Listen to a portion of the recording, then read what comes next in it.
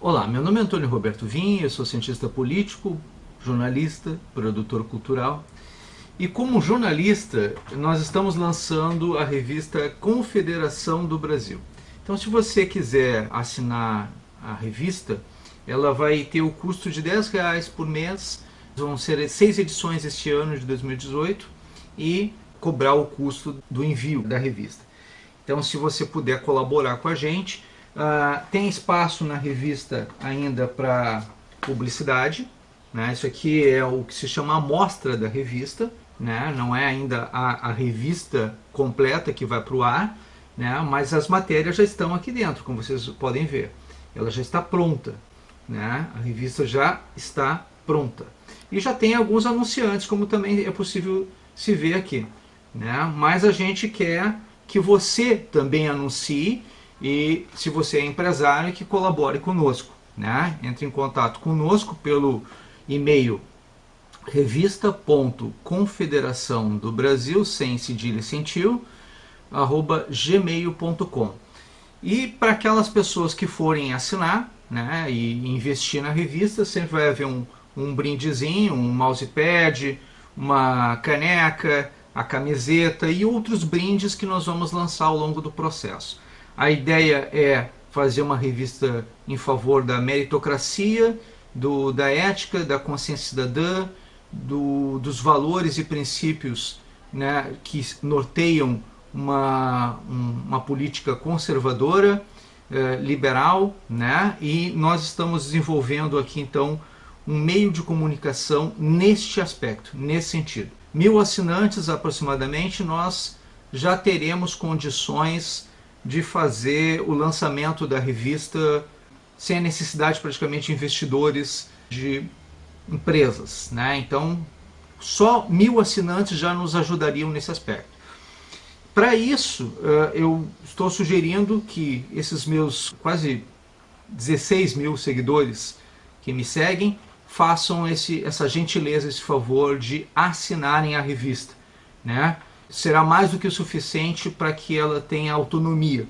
E vocês vão receber a revista em casa, com possibilidade de divulgar isso para as pessoas que estão fora das redes sociais. As mensagens, as comunicações daqueles blogueiros que falam exatamente no combate à corrupção e que não tinham até então uma ferramenta de trabalho. A revista Confederação do Brasil vai fazer essa parte. Eu agradeço a disposição de todos vocês e fiquem agora com o vídeo. Muito obrigado pela atenção dispensada. Olá, então, eu quero falar com vocês um assunto que não sei se alguém já comentou esse tipo de coisa. Eu acho até que as pessoas podem até pensar a respeito disso, mas nunca terem falado a respeito desse assunto. Né? Até onde vai o trabalho voluntário e começa o trabalho escravo. Tá?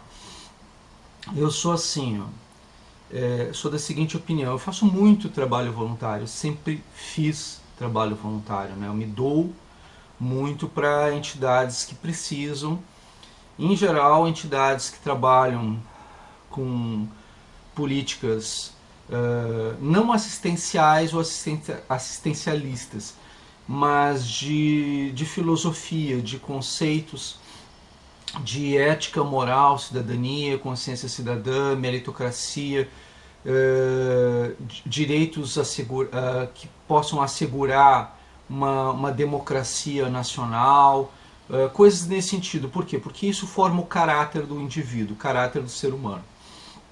Ainda assim, né, muitas dessas entidades, quase todas praticamente, elas vivem de ajuda, elas não têm recursos, né, e muitas delas, também sua grande maioria, acabam de alguma maneira ajudando, fazendo alguma coisa para a sociedade em uns momentos de crise também. Né, mas basicamente as que tratam da formação de caráter e mérito, elas formam um indivíduo, elas formam aquele indivíduo que de alguma maneira vai acabar fazendo outros trabalhos voluntários. Né? Então, de uma maneira ou outra, essas entidades que eu ajudo, elas são formadoras das outras entidades. Bom, existem algumas entidades que eu já fiz parte, alguma coisa nesse sentido, não vou citar nomes nem nada, mas que, e nem pessoas, né? Mas que quando a gente ajuda, é como se a gente tivesse obrigação de ajudar. Que as pessoas, as lideranças dessas entidades, inclusive igrejas, né, se sentem como se a gente tivesse obrigação de ajudar. E isso, assim, eu falo igrejas evangélicas, igrejas de todas as religiões e entidades religiosas, não só igrejas, de todas as religiões, de todas as culturas. Como se a gente tivesse, ou associações, fundações, institutos. Até vou aproveitar a oportunidade. A associação e fundação existe do ponto de vista legal. Instituto não existe. Aí eu vou dizer, Antônio, claro, instituto existe, né? Existe de fato, mas não de direito. De direito, o direito brasileiro reconhece apenas organizações não governamentais, as chamadas ONGs. Ele reconhece apenas as entidades que são associações e fundações. Os institutos é um segundo CNPJ dentro de uma entidade já existente. Eu vou dar um exemplo para vocês. Partido político. Vários partidos políticos têm institutos. Tá? Ou várias associações têm o nome de instituto. Tá? Mas normalmente não é uma... não existe ali uma situação de uma nova entidade. O que existe, por exemplo, o novo CNPJ dentro dos partidos políticos serve para especificamente educação e cultura.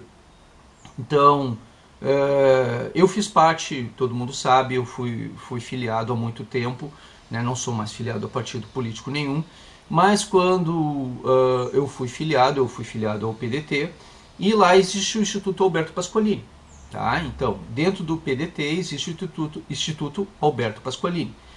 O CNPJ do Instituto Alberto Pasqualini serviria para desenvolver atividades de formação filosófica e histórica do PDT. E todos os partidos políticos têm isso. Não sei quais são as entidades dos outros partidos, mas cada um deles tem. Né? Então, todos os partidos provavelmente, se não tem, podem ter um segundo CNPJ por conta desse tipo de coisa. E ali eles podem fazer, então, os trabalhos filosóficos da entidade. Né? Bom, nesse sentido, associação ou fundação. Associação é aberto. Tá?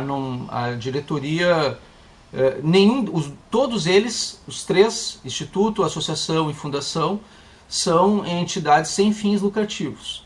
Igual o CIP, Organização Social de Interesse Público, também é uma ONG, também é sem fim lucrativo. Todas são sem fins lucrativos. Mas chega na questão da associação e da fundação, a associação ela vai mudando, isso aquilo, mas ela não tem ônus, né, na depreciação de nada. Então, se as coisas depreciam com o tempo, e acontece, né, é natural, a diretoria não responde a isso. Fundação, por outro lado, é muito mais fechado. A diretoria, em hipótese alguma, pode fazer com que alguma coisa deprecie na fundação. Então, quando, por exemplo, tem a Fundação Getúlio Vargas, a diretoria da Fundação Getúlio Vargas responde criminalmente se a cada gestão, na gestão anterior, por exemplo, houver depreciação de imóveis, de móveis, de bens, de propriedade, alguma coisa assim. Eles não podem ter depreciação. Então eles têm que sempre estarem valorizando e qualificando cada vez mais aquilo que eles fazem. Por isso as fundações têm muito mais credibilidade do que institutos ou associações, né? Então, agora está explicada essa questão. O que é uma OCIP? É uma organização social de interesse público, né?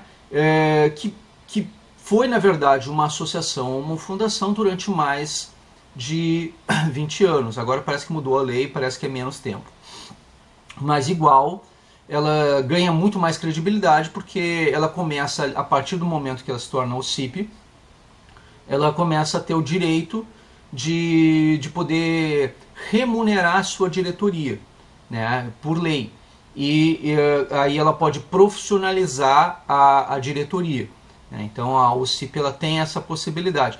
Mas também ela tem uma série de créditos junto ao governo federal. Então ela é uma associação ou uma fundação qualificada e com credibilidade, porque ela fez mais de 20, 25 anos, uma coisa assim, promoveu atividades de forma honesta, proba, e ficou tudo comprovado durante todo esse tempo. Né? Então, a partir dali, ela começa a ter credibilidade para receber verbas públicas também, nacionais e internacionais. Né? Mas a cada ano ela tem que fazer prestação de conta, né? Então ela tem que prestar relatórios, contas, comprovar que ela continua andando, né, da mesma maneira que ela andava antes. Se houver qualquer discrepância nesse processo, ela perde a situação de OCIP. Por que eu estou explicando tudo isso para vocês? Porque essas entidades, elas existem com a finalidade de tomar atitudes para o bem da sociedade. São essas entidades que muitas vezes são utilizadas para desvio de verba pública. São essas que são utilizadas como aparelho de manipulação social. São essas entidades que normalmente são utilizadas para lavagem de dinheiro. Né? Elas servem para fazer uma série de coisas ilegais. Organização não governamental, que é toda aquela que não é de governo e não é do primeiro setor, que é o setor privado.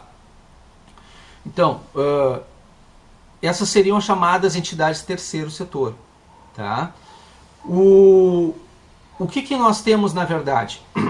Nós temos a possibilidade ali de haver a corrupção. É nesse local que acontece mais a manipulação do povo e a corrupção. E em alguns casos, essa corrupção ela acontece com indução ao erro. Tá? E aí, parece que eu estou fazendo muito rodeio, muita explicação para esse tipo de coisa, mas na verdade eu estou explicando de onde vem a corrupção dentro do terceiro setor. Muitas vezes ela acontece porque as pessoas não sabem dizer não à injustiça contra elas mesmas. Elas estão tão acostumadas a serem humilhadas, a serem doutrinadas, a serem espizinhadas, que elas nem se dão mais conta de quando isso acontece. Claro que toda entidade tem sua própria filosofia, suas próprias leis, suas próprias regras, suas próprias normas, e a gente deve seguir se a gente quiser fazer parte delas. Óbvio. Mas dali a sentir que tu tem obrigação de fazer alguma coisa dentro delas, tu não tem. Né? Tu escolhe a religião que tu vai seguir, tu escolhe a entidade que tu vai ajudar, e tu escolhe se tu vai fazer um trabalho voluntário ou não.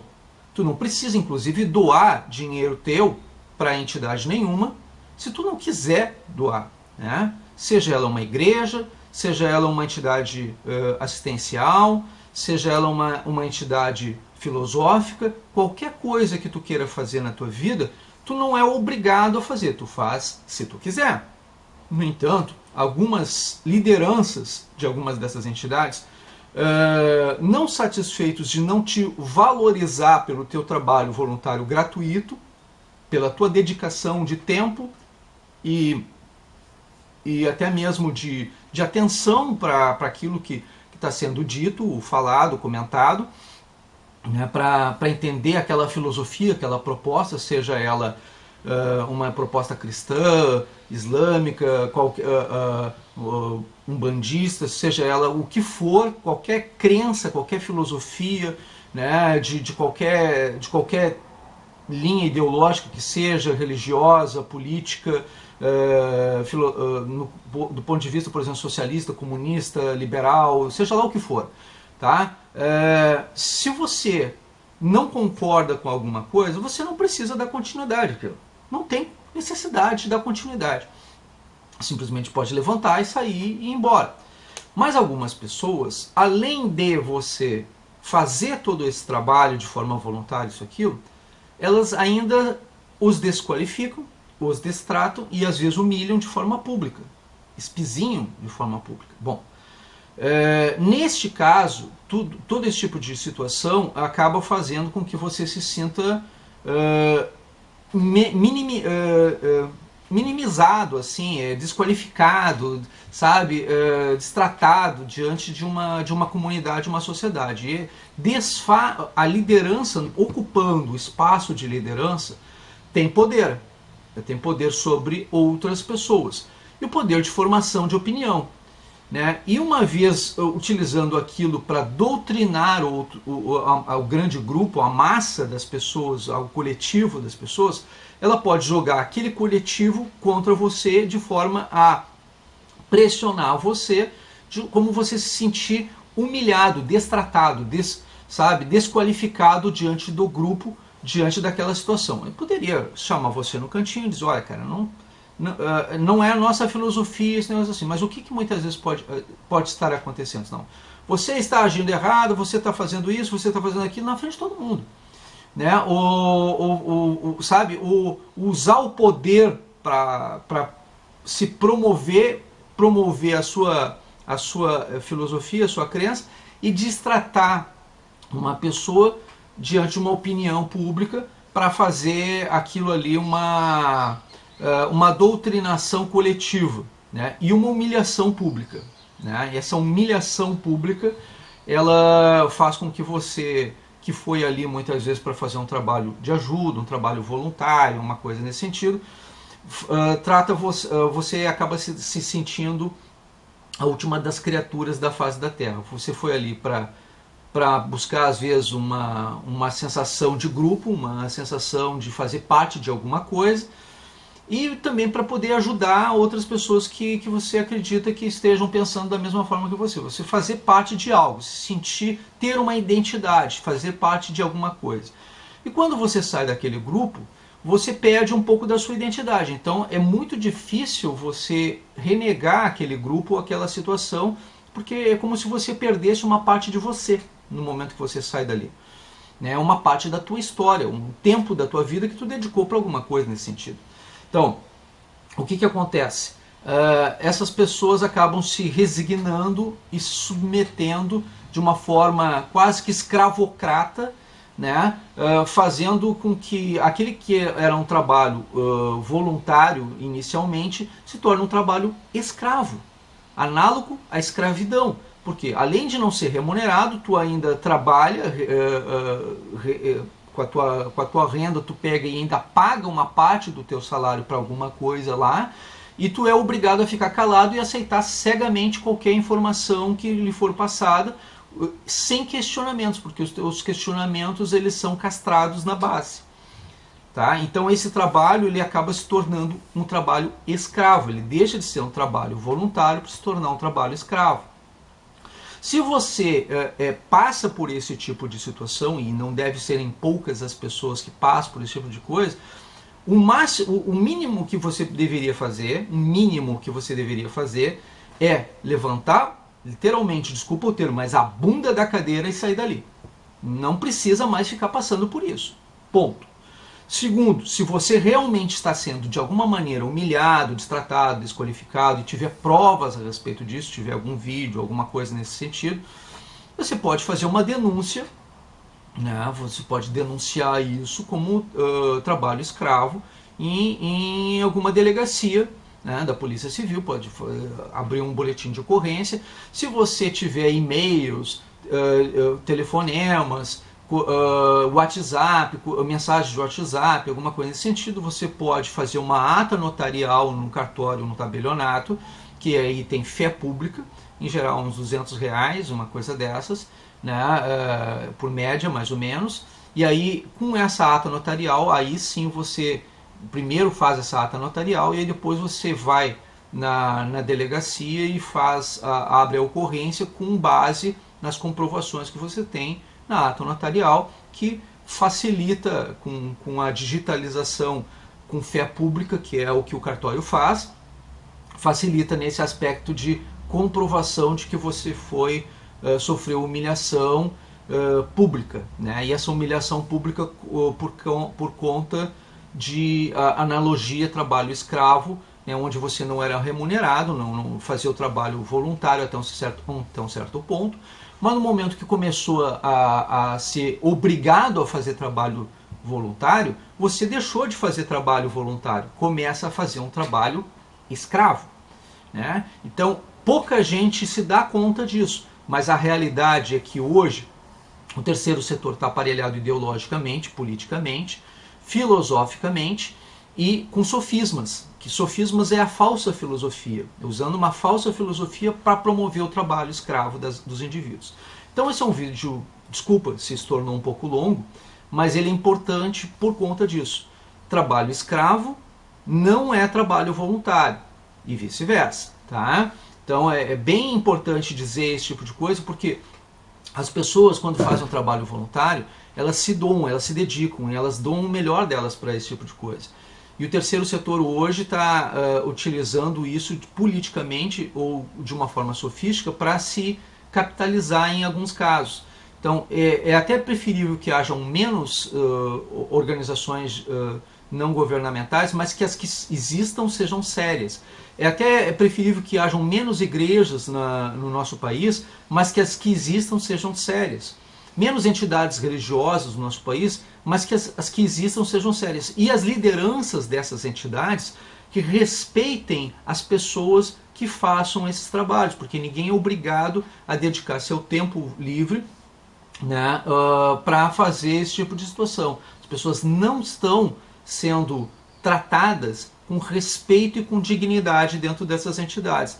Elas deixaram de serem voluntárias para serem escravas das entidades do terceiro setor. Em muitos casos, não estou dizendo que sejam em todos, mas em muitos casos. E aí fica a minha denúncia nesse sentido. Tá? Isso é muito importante, eu gostaria que você compartilhasse, né, divulgasse, compartilhasse, porque é um assunto muito sério e que eu não vi ninguém tratando a respeito disso ainda, mas que é importante vocês saberem que isso existe, que isso acontece, e eu, como sempre, fui muito desse trabalho voluntário. Eu já vi isso acontecer algumas vezes. Todas as vezes que aconteceu comigo esse tipo de coisa, onde eu fazia um trabalho e a liderança achava que eu tinha obrigação de fazer aquele tipo de coisa, eu levantava e saía, disse, olha, não sou obrigado não, tá? Então, muito obrigado, continue fazendo o que tu está fazendo, mas eu não vou ficar te dando lastro para esse tipo de coisa. Eu não vou fazer isso, tá? Então, se você acha que está certo, tudo bem, o direito teu. Eu sei que tu não está certo, mas aí eu tenho consciência disso. Por quê? Porque eu sou um técnico, eu sou cientista político, sou jornalista, né, sou um estudioso de várias áreas, então eu sei quando existe uma mentira e eu não vou compactuar com aquela mentira, não vou aceitar aquilo, né? O que eu posso fazer, eu faço para evitar que outras pessoas passem por aquela mesma situação. Em geral, quando eu levanto e saio, muita gente que confia em mim, que acredita em mim, levanta e sai junto comigo, né? Então eu acabo esvaziando muita coisa e acaba enfraquecendo aquilo que era para ser algo maior e eu estaria dando credibilidade, eu acabo esvaziando, né? E com o meu afastamento e o meu esvaziamento do processo, aquela entidade perde muitas vezes credibilidade. O que acontece? Exatamente por quê? Porque eu faço questão de que só estar em lugares onde eu sou bem querido e onde as coisas acontecem de modo probo e sério. Né? Se eu não estou em algum lugar é porque alguma coisa não está correta ali, né? E é bom que vocês observem, tá bom? Muito obrigado pela atenção dispensada. Oi, muito obrigado por ter assistido o nosso vídeo. Lembrando que se você assinar a nossa revista, você vai ter acesso a uma canequinha, um mousepad, uma camiseta ou outro brinde qualquer, né? E você pode fazer isso entrando agora na campanha do Apoia-se, né? Que nós estamos deixando o link aqui para você. Você entrando no Apoia-se, você vai ver todas as formas de participar da nossa campanha. Uma vez que você entrou na campanha do Apoia-se, você faça o seguinte: pegue a comprovação do seu DOC de contribuição para o Apoia-se e envie para o e-mail confederaçãodobrasil@gmail.com, sem tio e sem cedilha. Confederacal do Brasil, né? revista.confederacaldobrasil@gmail.com. A partir desse momento a gente vai colocar você no nosso cadastro. A gente precisa do seu nome, do seu e-mail, né, do seu endereço direitinho para poder lhe enviar, lhe encaminhar a revista, né?